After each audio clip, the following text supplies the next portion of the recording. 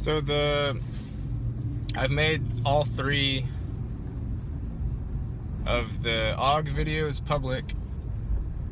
You're gonna have to search for 1 and 2 because those were already uploaded for a couple minutes, and I took them down, or I unlisted them, so they're not gonna appear as new videos right now. Just the 3rd one is. So if you want to check out the first 2, you're gonna have to just search in the history, video history, and what else?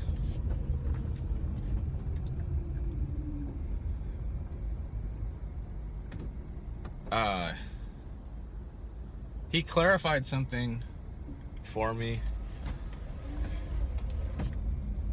a little bit, and that is the whole infection or the parasite. I think I was having a little bit of misunderstanding on the nature of it, and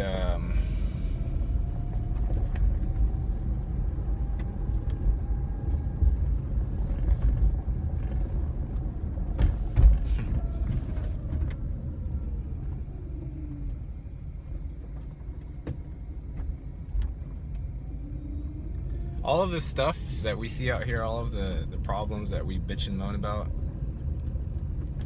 all of the manifested physicality problems that happen while the consciousness is flowing properly, no problem whatsoever. Those are no problem. If a rock falls on your head and you die, no problem. Compared to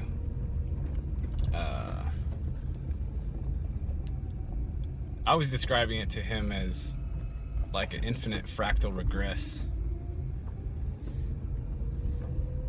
And I think I was asking him how that incorporates into the reality, and he was saying that doesn't incorporate into the reality, that's the infection itself. So that explains why I was so traumatized by that experience, because I was there forever. I mean, it was only 2 hours in, Earth time, but I was there forever in my perceptual time. And well, for one, it's indescribable what exactly it feels like, and for 2, I would never wish it on anybody ever, including any versions of myself.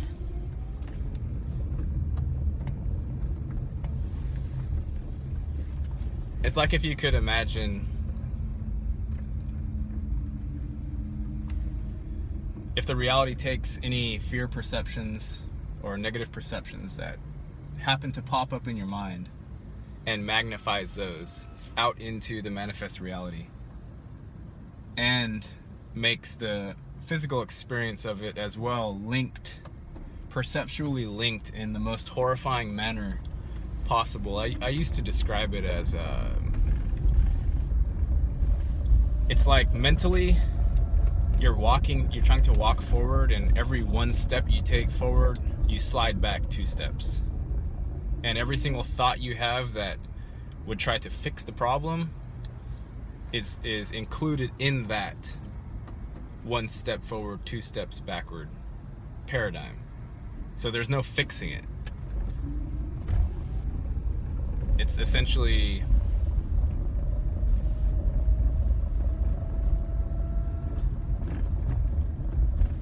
it's actual hell. Like whatever we mentalize as actual hell, until you've experienced that, you don't know what actual hell is. That is actual hell. And I was there for a really long time. I mean, I'm very thankful I'm not there now, but